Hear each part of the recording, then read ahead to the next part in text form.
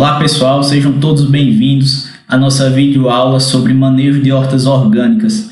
Esse conteúdo faz parte da disciplina de Processo de Produção Agroecológica Vegetal e vamos falar sobre várias práticas agroecológicas que podem ser feitas em uma horta.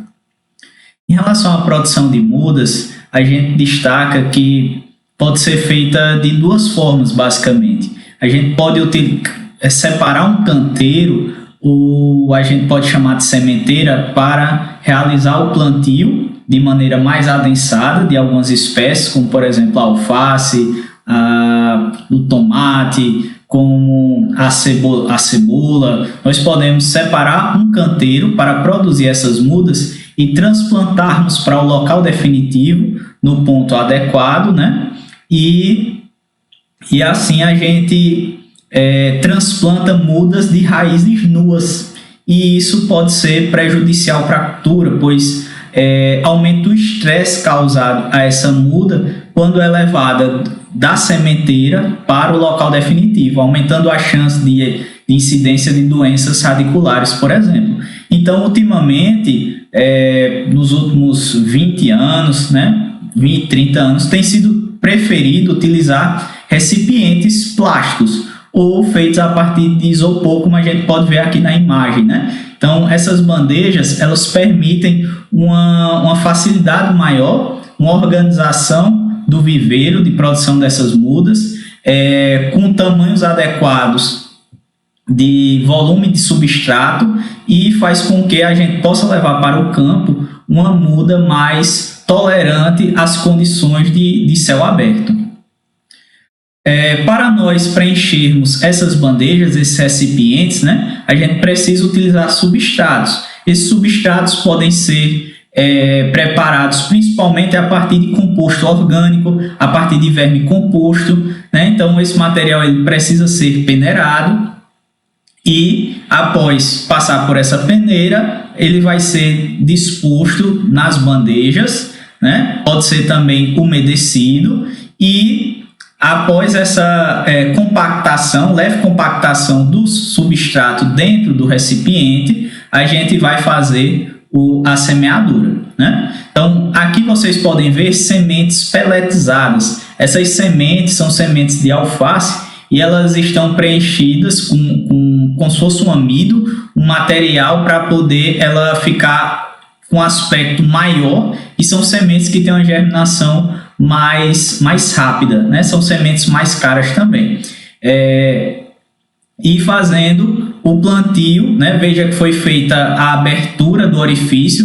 A gente pode utilizar uma caneta, pode utilizar um pedacinho de pau, para poder fazer essa abertura da cova, com mais ou menos 2 centímetros no máximo, para a gente colocar a semente e cobrir posteriormente. Depois de preenchida as bandejas, feita a semeadura, a gente precisa dispor essas bandejas em um local adequado. O ideal é que a gente coloque essas bandejas em uma bancada, de madeira, como a gente pode ver aqui, coloca as bandejas e elas devem ser cobertas por um telado. Esse telado permite a passagem de luminosidade, normalmente de 50%. Então, essa é uma situação mais adequada, porque a gente vai ter uma temperatura um pouco menor aqui embaixo e a gente vai ter também menor incidência de luz. Com a germinação e emergência dessas plantas, a gente precisa, quando a gente não usa semente pelletizada e que só vai nascer uma única planta por célula, a gente precisa fazer o desbaste, uma vez que semente de hortaliça geralmente é muito pequena, principalmente de alface, de couve, São sementes muito pequenas e a gente precisa realizar o desbaste posteriormente. Muita gente chama também essa técnica de raleamento, mas o nome correto seria desbaste, em que a gente retira o excesso das mudas, que já emergiram aqui acima do substrato, deixando apenas uma única plântula por célula. Isso vai permitir o melhor desenvolvimento dessa minha muda. Em relação à identificação do ponto de transplantio, é diferente para cada espécie de hortaliça. Aqui, por exemplo, na alface, se indica fazer o transplantio quando as mudas atingirem cerca de 2 a 4 folhas definitivas, né? Então, vejam aqui as folhas bem desenvolvidas e já tem de 2 a 4 folhas por muda, né? No caso de uma cucurbitácea, aqui é uma muda de pepino, veja que ela tem uma folha definitiva, essa daqui a gente não conta como folha definitiva, essas duas. São as chamadas folhas cotiledonares. Então, é como se fossem as bandinhas da semente que vai servir de nutrição para essa minha plântula, né? Então, a gente precisa contar, no caso de cucurbitácea, a folha definitiva, que é a folha que vem depois da emissão, né, aqui dos cotilédones. Veja que ela já tem de 1 a 2 folhas definitivas, seria o ponto ideal no caso de cucurbitáceas, que seria em torno de 15 a 20 dias após a semeadura na bandeja. E no caso da alface, vai levar em torno aí de 25 dias a 30 dias para a gente poder levar para o campo.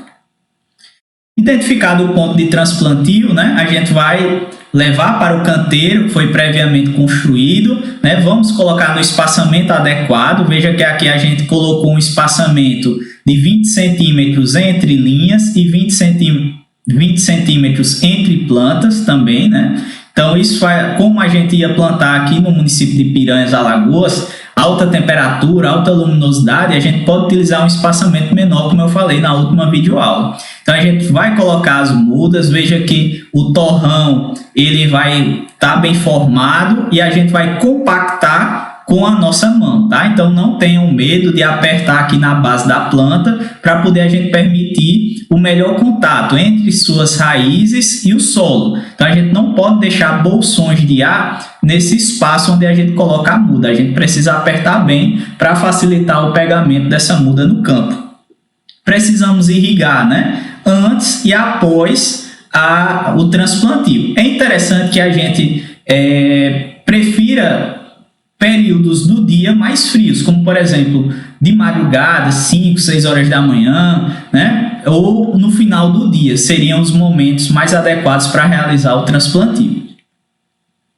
Sendo que tem várias hortaliças que não precisa a gente produzir as mudas, né? Como eu falei, a gente tem aí o coentro, tem a beterraba, a cenoura, em que é indicado você fazer o plantio diretamente no campo. Aqui são marcações de espaçamento, né? 20 centímetros entre linhas e 10 centímetros entre plantas. Pode ser utilizado aqui no caso para o plantio de beterraba, por exemplo. Então, facilita a perfuração no espaçamento adequado, né? E também posterior, né, cobertura. Veja aqui o pessoal colocando as sementes. Mas se a gente não tem disponível esses marcadores em espaçamentos pré-definidos, a gente pode utilizar o próprio dedo. Lembrando de não aprofundar demais, pois uma semente colocada a mais de 5 centímetros de profundidade vai dificultar a sua emergência.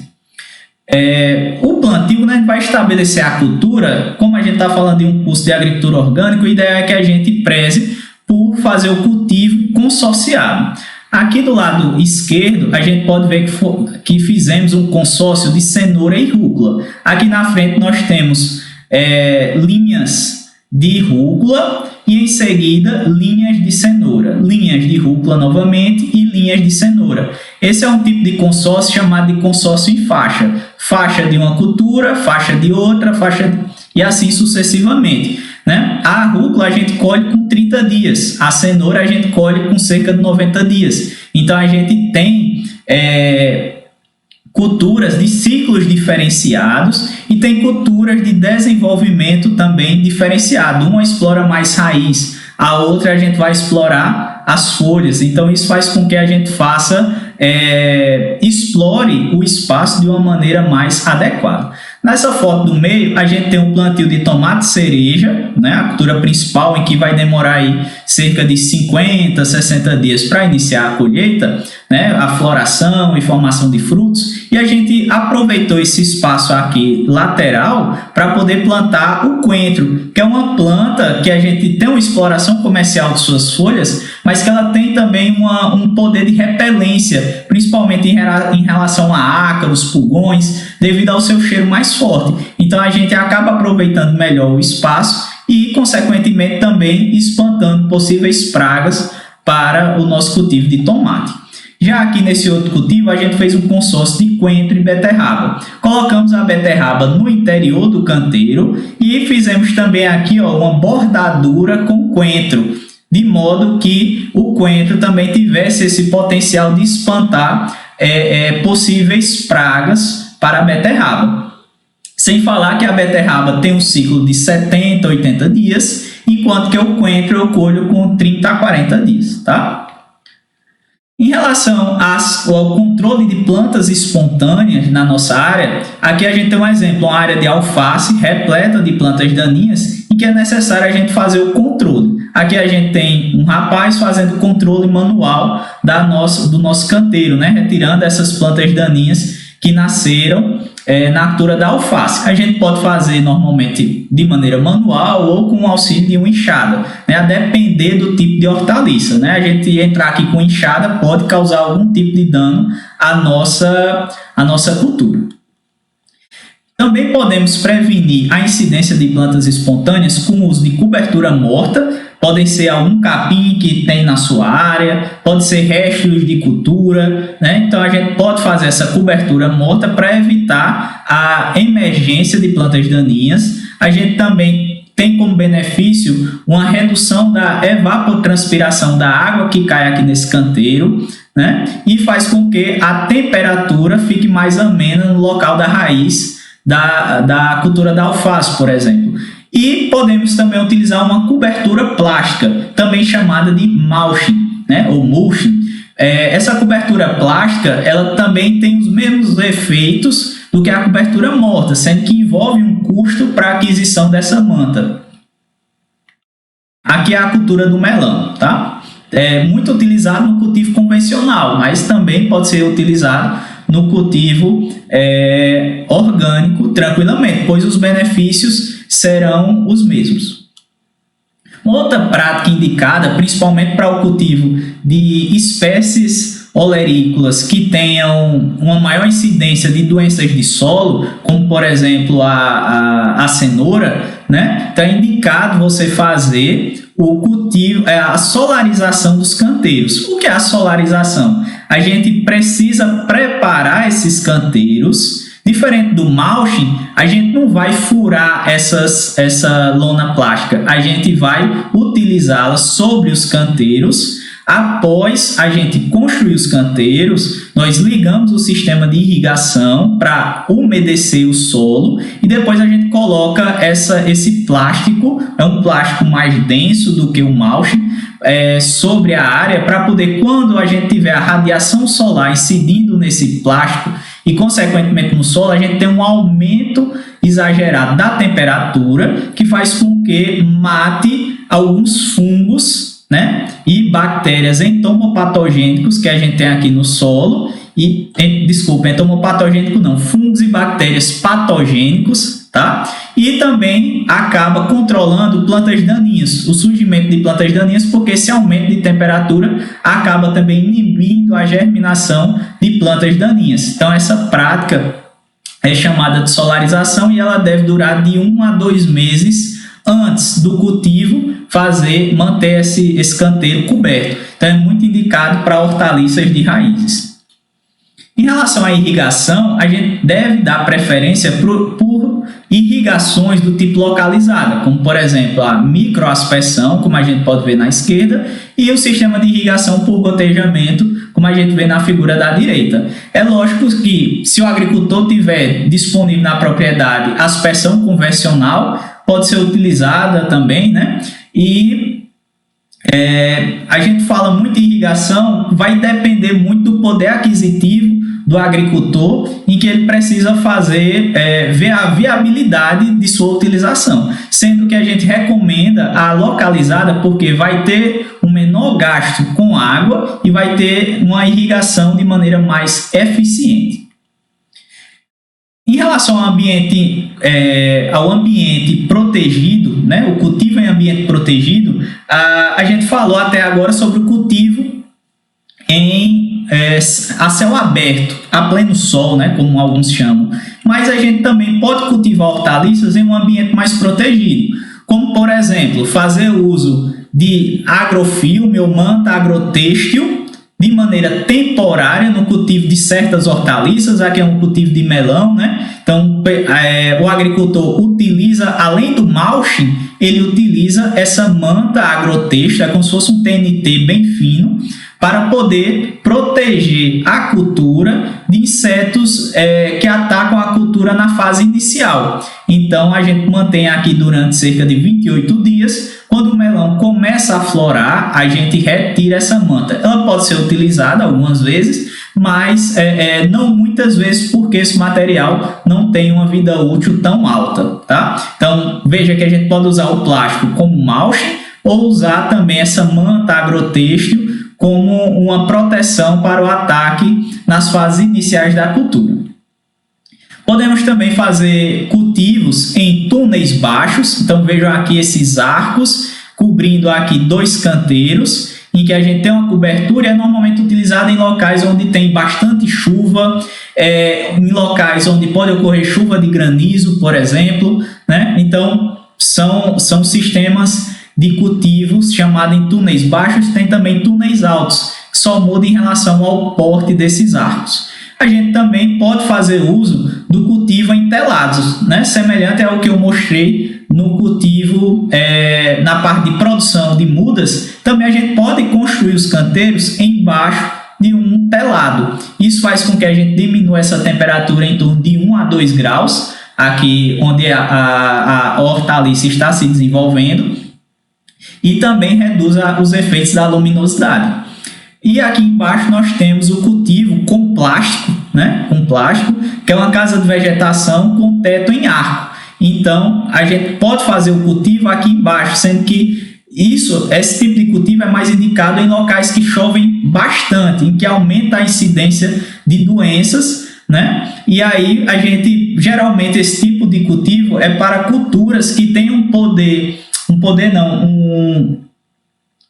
valor agregado maior. Quais são umas dificuldades que nós podemos encontrar aqui, né? Como não tem chuva, né? A gente só faz a irrigação, pode aumentar as chances de salinização do solo se a gente fizer uso de adubos minerais. Então, como a gente está falando em agricultura orgânica, né? Se adequa muito bem a esse tipo de cultivo, desde que bem manejado.